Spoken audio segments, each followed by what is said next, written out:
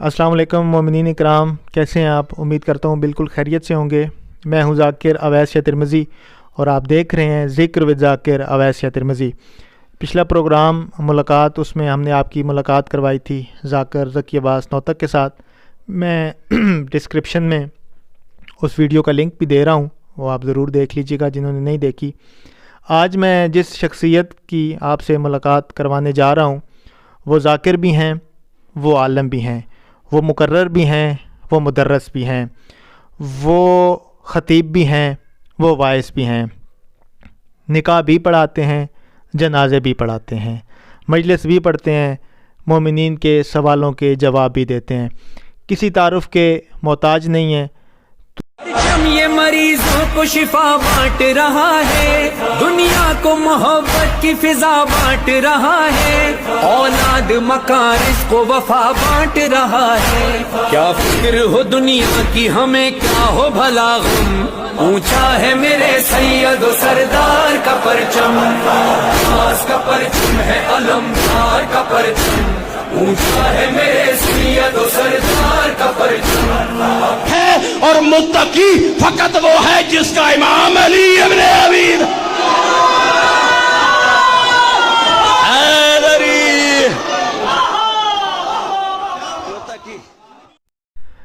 جی مومنین اکرام، میری مراد ہر دل عزیز شخصیت خطیب ولایت امیر المومنین سرمایہ ملت سرکار علامہ خورشید حیدر جوادی صاحب۔ علامہ صاحب السلام علیکم، تو حیا علی مدد۔ وعلیکم السلام، مشکل کشا علی علیہ السلام کی مدد۔ پہلے تو میں بہت زیادہ شکر گزار ہوں آپ کا کہ آپ نے اپنی مصروفیات میں سے ٹائم نکالا اور میرے لیے، میرے چینل کے لیے اور بالخصوص مومنین کے لیے آپ نے وقت عنایت کیا۔ میں آپ کا بہت زیادہ شکر گزار ہوں۔ جی آپ کا بہت شکریہ کہ آپ نے مجھے وقت دیا، آپ تشریف لائے، آپ کی آمد پر آپ کا شکریہ ادا کرتا ہوں۔ اچھا علامہ صاحب، ماشاءاللہ شب و روز آپ کا سلسلہ ہے مجالس کے حوالے سے، اور مومنین کی بارگاہ میں آپ جاتے ہیں اور فضائل محمد و آل محمد آپ بیان کرتے ہیں۔ علامہ صاحب سب سے پہلے یہ بتائیے گا کہ آپ نے یہ سفر کب، کہاں اور کیسے اس سفر کا آغاز کیا، ذاکری کا، خطابت کا؟ جی بسم اللہ الرحمن الرحیم۔ یہ ایک داستان ہے جو آپ نے مجھ سے پوچھی ہے۔ اس کا آغاز ہوا تھا 1997 میں، 1997 میں، جب ہم گئے تھے والد صاحب کے ہمراہ سندھ میں۔ ان کے ایک دوست ہیں سید غلام حسین شاہ صاحب، ان کے گھر میں کچھ دن کے لیے ہم گئے تھے قیام کے لیے، تو وہ اپنے فرزند کے ہمراہ ہمیں لے کر گئے تھے سخی شہباز قلندر سرکار پر۔ یہ 1997 کی بات ہے، 1997 جی 1997 کی بات ہے۔ تو وہاں پر جب ہم سلام کر رہے تھے، میں چونکہ اس وقت چھوٹا تھا، تو وہ بابا جی نے مجھے کہا جی کہ آپ میں محسوس یہ ہو رہا ہے کہ آپ ذاکر بنیں گے۔ تو میں بھی تھوڑا حیران ہوا، میں نے کہا ذاکری کے کوئی آثار نہیں۔ انہوں نے کہا جب آپ یہاں سے واپس جائیں گے تو پھر آپ دیکھیں گے کہ آپ کیا بنیں گے۔ تو وہاں سے سلام کر کے کچھ روز قیام کے بعد ہم واپس آئے۔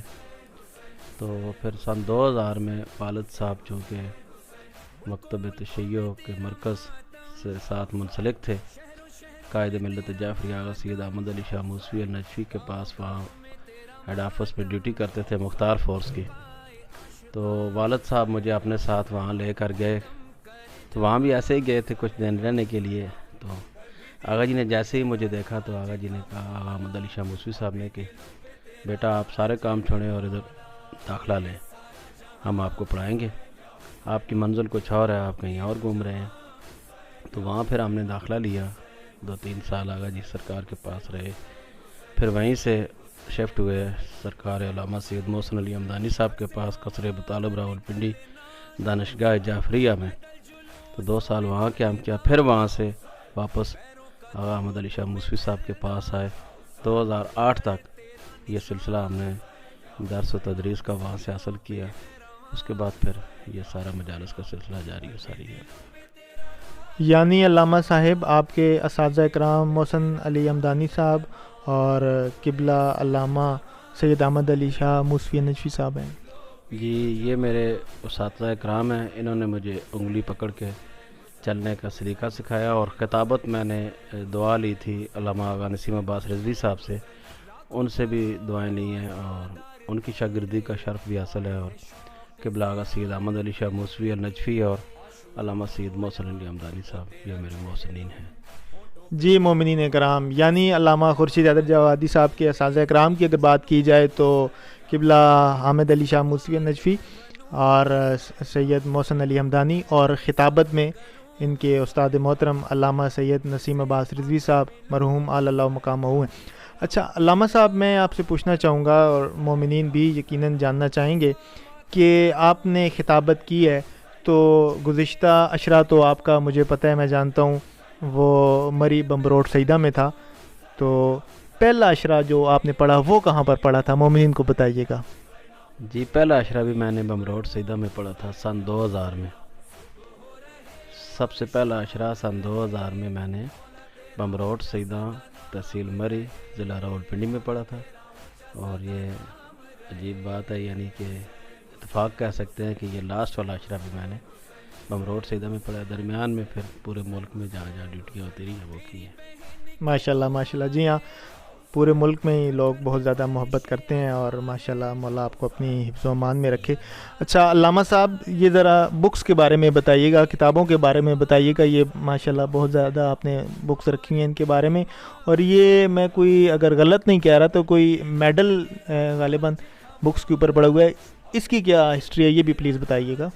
جی یہ میڈل ہمیں پشاور کے مومنین نے بطور محبت پیش کیا تھا امام بارگاہ عادل بیگ پشاور میں۔ جیسا کہ آپ کو پتہ ہے کہ میں نے 2 اشرے پڑھے ہوئے ہیں، تو دوسرا اشرہ پڑھنے کے بعد وہاں پر مومنین پشاور نے میری خطابت کو سراہتے ہوئے اور خدمات کا اعتراف کرتے ہوئے یہ میڈل عطا کیا تھا پشاور سے۔ اچھا بکس کے بارے میں کچھ بتائیے گا کہ علماء کا، ذاکرین کا بکس کے ساتھ تعلق تو ہوتا ہے، لیکن یہ ساری بکس آپ نے خود پرچیز کی ہیں یا تحائف ملے ہیں، یا ان کا مجالس کے حوالے سے کس طرح آپ کنسلٹ کرتے ہیں؟ تھوڑا سا نئے ینگسٹر جو ہیں ان کو بھی، ذاکرین کو بھی آگاہی ہو جائے گی، بتائیے۔ جتنی بھی بکس آپ دیکھ رہے ہیں یہ تو ایک حصہ ہے، اس سے زیادہ حصہ جو ہے وہ دوسری طرف پر ہے، یعنی کہ گھر میں موجود ہے، اس کو ہم استفادہ کرتے ہیں۔ اس میں فقہ کی بکس بھی ہیں، تفاسیر بھی ہیں، تاریخ بھی ہے، علماء کرام کے خطابات بھی ہیں، اور مراجع کرام کی جو فتاوی ہیں وہ بھی، ہر چیز کو رکھا ہوا ہے، اور ان سب کو پڑھنے کے بعد جو نچوڑ ہوتا ہے وہ خطابت کی صورت میں، ان سب بکس کا اصل جو ہے وہ خطابت کی صورت میں۔ اللہ زندگی دراز فرمائے میرے استاد محترم ذاکر وسیم عباس بلوچ کی، وہ فرماتے ہوتے ہیں کہ جب ایک خطیب یا ایک ذاکر وہ زیارات کے لیے جاتا ہے کسی مقام پہ تو اس کی نگاہ کوئی اور ہوتی ہے، تو جب آپ زیارات کے لیے گئے تو وہاں پہ آپ نے کیسا محسوس کیا اور کیا کیا آپ نے دیکھا، کچھ بتائیے گا۔ جی آپ نے اچھا سوال کیا ہے۔ ابھی تک صرف ایران اور عراق کی زیارات سے میں مشرف ہوا ہوں، ابھی بہت زیادہ تمنا ہے کہ پھر ایک مرتبہ ایران اور عراق جاؤں، اور ساتھ میں شام اور عرب کی جو زیارات ہے وہ بھی کروں۔ تو آپ کا سوال کا جہاں تک تعلق ہے، قبل اس کے کہ میں اس کی تفصیل آپ کو بتاؤں، جس شخصیت نے ہمیں زیارات کرائی تھیں، ہمارے جو قافلہ سالار تھے، میرے بہت اچھے دوست بھائی سید غیور الحسن نقوی صاحب، وہ ابھی حالیہ دنوں میں زیارات کے دوران ہی کربلا معلیٰ میں ان کی وفات ہوئی ہے، مالک ان کے درجات بلند فرمائے اور جوار معصومین علیہ السلام میں جگہ عطا فرمائے۔ الہی یمین الہی یمین۔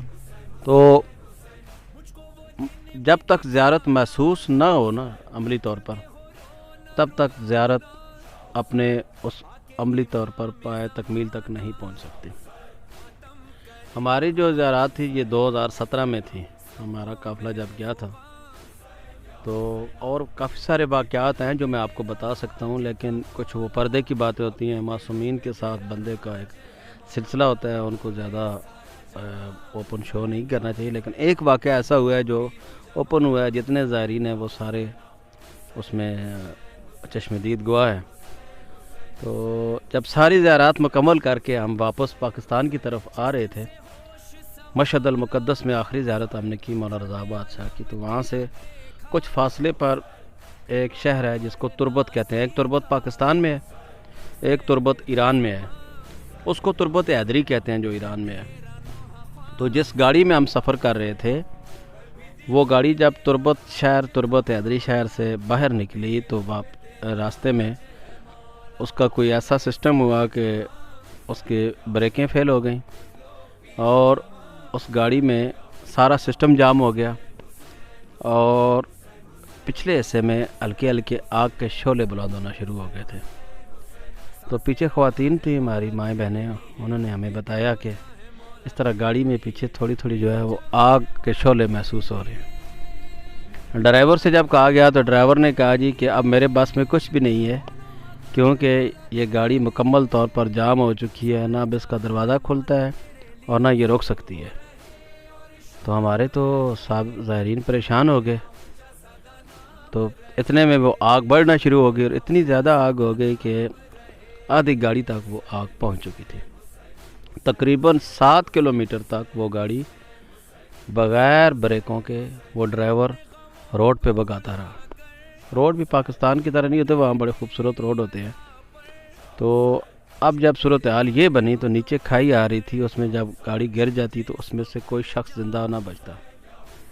ہمارے ساتھ اس سفر میں ہمارے ایک دوست ہیں جن سے آپ ملے ہوئے بھی ہیں، ذوالفقار خان نام ہے ان کا، بکھر سے تعلق رکھتے ہیں، ٹبہ حبیب شاہ سے۔ ٹبہ حبیب شاہ سے ہیں، وہ ہمارے ساتھ تھے۔ انہیں اللہ نے کچھ عقل دی کیونکہ سب کے حواس باختہ ہو چکے تھے، ایک چیخ و پکار تھی، آہ و بکا تھی، اور سب کے ذہن میں یہ تھا کہ اب کوئی یہاں سے زندہ واپس نہیں بچے گا، اتنی آگ لگ چکی تھی اور گاڑی روک نہیں رہی تھی۔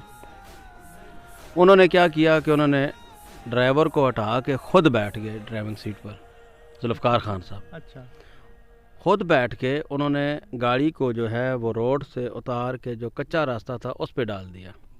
اچھا، تو کم از کم 2 منٹ تک جب وہ کچے راستے پہ بھاگتی رہی گاڑی، روک تو نہیں رہی تھی کیونکہ بریکیں اس کی فیل تھیں، تو وہاں پر نیچے ہزاروں میل جو ہے وہ گہری کھائی ایک اور پھر آگے کچے پہ۔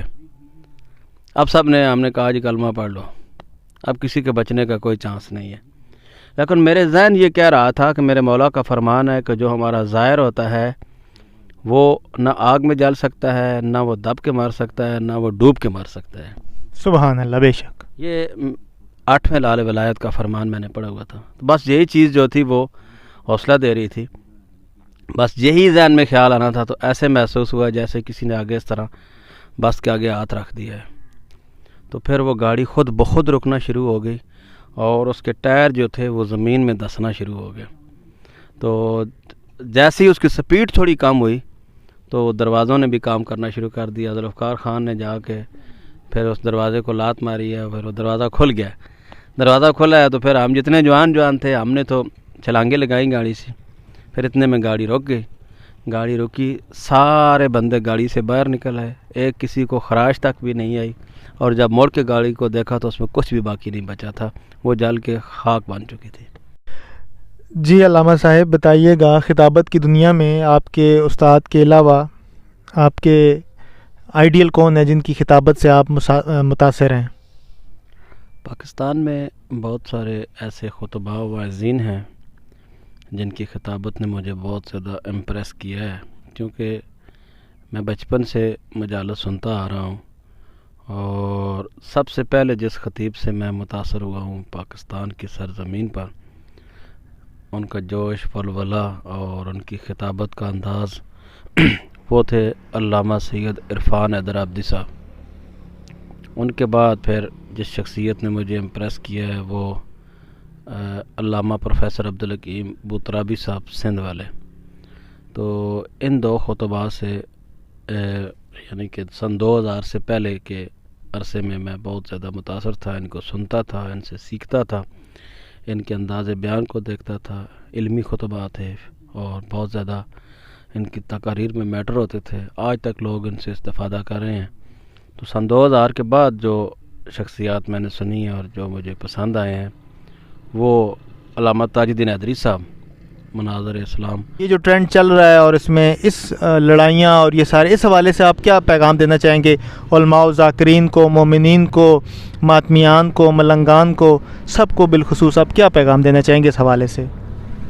جی میرا پیغام اس حوالے سے یہ ہے کہ مجالس کو اس ٹرینڈ پر واپس لے کر جایا جائے جس ٹرینڈ پر علامہ اظہر حسن سیدی صاحب، مفتی حافظ کفایت حسین صاحب اور اس دور کے علماء جیسے وہ خلوص کے ساتھ ذکر آل محمد کرتے تھے، اور اس دور کے ذاکرین ذاکر قمبر صاحب، ذاکر عاشق حسین BA، ہم چونکہ بچپن سے صفحہ اعضاء پہ ہی پلے بڑے ہیں، اسی پہ ہم نے بچپن میں جو عزاداری کے رنگ دیکھے تھے، اب کافی تبدیلی آ گئی ہے۔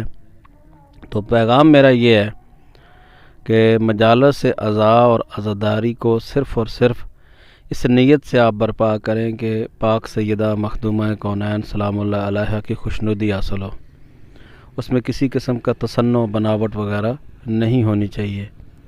تو یہ جتنے مسائل پیدا ہو رہے ہیں یہ زیادہ شہرت پسند اور خود پسند قسم کے کچھ لوگ ہیں، زیادہ نہیں، اچھے لوگ ہیں، بہت اچھے لوگ ہیں، عزادار کا بہت بڑا مقام ہوتا ہے، کچھ لوگ عزاداروں میں بھی ایسے موجود ہیں، ذاکرین میں بھی، خطباء میں بھی، جن کی وجہ سے یہ سارے مسائل پیدا ہوئے ہیں۔ تو جتنے بھی آپ پروگرام کریں بس آپ کے ذہن میں ایک ہی خیال ہونا چاہیے کہ وہ تعلیمات محمد و آل محمد کے عین مطابق ہو۔ ہمارا مقصد یہ ہونا چاہیے مجالس کا کہ معصومین علیہ السلام ہم پر راضی ہوں اور ہم یہ محسوس کریں کہ ہم امام زمانہ اجل اللہ فرجہ شریف کی کچہری میں حاضر ہیں۔ بہت پیارا پیغام دیا علامہ صاحب نے، وہ یہ فرما رہے ہیں کہ صرف اور صرف رضائے امام کو، رضائے جناب سیدہ کو مد نظر رکھ کر آپ پروگرام کروائیں تو انشاءاللہ تعالیٰ سارے اختلافات یہ ختم ہو جائیں گے۔ چینل کے حوالے سے آپ کیسا محسوس کرتے ہیں؟ آپ نے اس کو دیکھا ہے تو مومنین کو آپ کوئی اگر اس چینل کے حوالے سے پیغام دینا چاہیں، مطمئن ہیں یا نہیں ہے تو ضرور بتائیے گا۔ جی اس حوالے سے میرا پیغام یہ ہے مومنین کو کہ ماشاءاللہ یہ جو چینل ہے ذکر ود ذاکر، اس کو ضرور سبسکرائب کریں کیونکہ آپ اس پہ بڑی محنت کر رہے ہیں اور جو ویڈیوز وہاں پہ اپلوڈ ہوتی ہیں وہ تعلیمات محمد و آل محمد کے عین مطابق ہوتی ہیں اور اس میں کوئی ایسی چیز نہیں ہے جو نہ دیکھنی جائے۔ تو مومنین سے میں یہ گزارش کروں گا کہ اس چینل کو سبسکرائب کریں، بیل آئیکن کو اس پہ آن کریں، اس کو دبائیں تاکہ جتنی بھی ویڈیوز یہ وہاں پہ اپلوڈ ہوں تو وہ آپ تک پہنچ سکیں۔ ماشاءاللہ بہت اچھا چینل ہے، اللہ آپ کو مزید ترقی عطا فرمائے۔ جی مومنین کرام، آپ نے سن لیا کہ علامہ صاحب بھی فرما رہے ہیں کہ ذکر و ذاکر اویس ترمذی، اس چینل کو آپ سبسکرائب کر لیں اور بیل آئیکن کو پریس کر دیں۔ اگر آپ کو ویڈیو پسند آ جائے تو اس کو لائک ضرور کیجئے گا اور شیئر بھی ضرور کیجئے گا۔ اگر آپ کے پاس کوئی قیمتی رائے ہو تو مجھے ضرور کمنٹس باکس میں بتائیے گا۔ میرا فیس بک پیج آپ کے پاس ہے، میری ID آپ کے پاس ہے، اور جن لوگوں کے پاس میرے نمبر ہیں آپ مجھے ٹیکسٹ بھی کر سکتے ہیں۔ اپنی دعاؤں میں یاد رکھیے گا، اپنا بہت سارا خیال رکھیے گا۔ والسلام تو فیا علی مدد۔ پلیز چینل کو سبسکرائب کر دیں اور ویڈیو کو لائک کر دیں۔